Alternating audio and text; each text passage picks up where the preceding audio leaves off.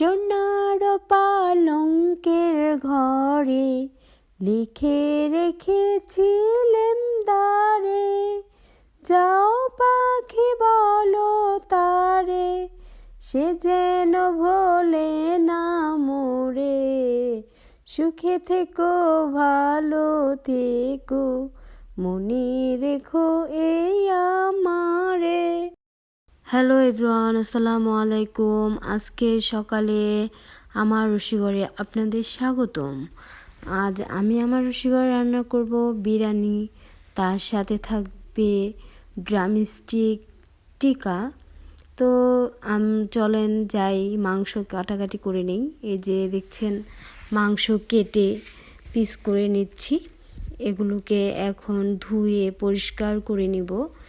এই যে দেখতেই পাচ্ছেন মাংসগুলোকে ভালো করে ধুয়ে পরিষ্কার করে নিব। তার সাথে সাথে আমি কিছু মশলা নিয়ে নিব, যেগুলোকে আমি বাটতে দিব।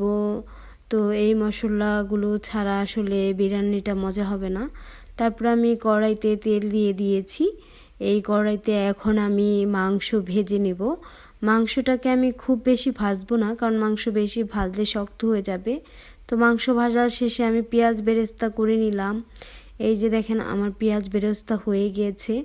তো আমার আরও কিছু মশলা লাগবে, যেমন কাঁচামরিচ, তারপরে সেগুলো সব আমি নিয়ে নিয়েছি।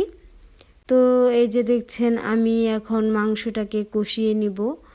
তো কষানোর জন্য আমি মশলা টশলা সব যা যা দরকার সব করে নিয়েছিলাম আগেই।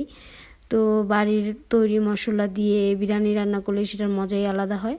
তো আমি এটা কষানোর পরে ভাবলাম যে যেহেতু সময় আছে, সেহেতু বিরিয়ানিটা একটু পরে দম দেই, কারণ আমাদের বাসায় আবার বিরিয়ানির সাথে সাথে ভাতও রান্না করা লাগে, তারপরে তরকারিও রান্না করা লাগে। আমি ভাত বসিয়ে দিলাম, ভাত বসিয়ে দিয়ে আমি একটু পান খেয়ে নিলাম।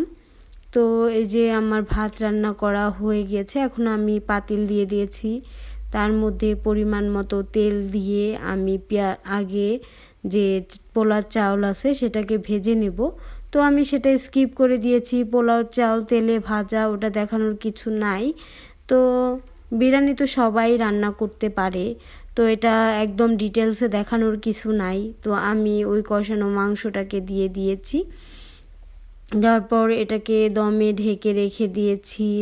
দেওয়ার পরে তারপরে আবার একটু পরপর নেড়ে আমি দেখেছি এটা কি হয়েছে কি না। তো মাশাআল্লাহ খুব সুন্দর মতো সব হয়েছে। আমি এর মাঝে অনেক মশলা দিয়েছি। তো এই যে দেখেন আমি যে রাত্রে টিকাগুলো বানিয়ে রেখেছিলাম, ড্রামস্টিকগুলো, এগুলো মূলত আমি রাত্রে বানিয়ে রেখেছিলাম, সকালে সময় পাবো না তাই। তো এগুলোকে ভেজে নিলাম। তো এরই মাঝে আমার রান্নাবান্না হয়ে গিয়েছিল। আমি ডাল রান্না করেছিলাম, গুঁড়া মাছ রান্না করেছিলাম। তো রাঁধুনিকে দেখবেন, রাঁধুনির রান্না দেখবেন, রাঁধুনির হাত দেখবেন না। তো আমি ফুল দেখাচ্ছি না, মূলত আমি আমার হাত দেখাচ্ছিলাম যে আমার হাত দুটো রান্না করলে কত সুন্দর হয়ে যায়, যেহেতু আমি লার্কিতে রান্না করি। তো আমার রান্না হয়ে গিয়েছে, তো এটা আমি পরিবেশন করেছিলাম।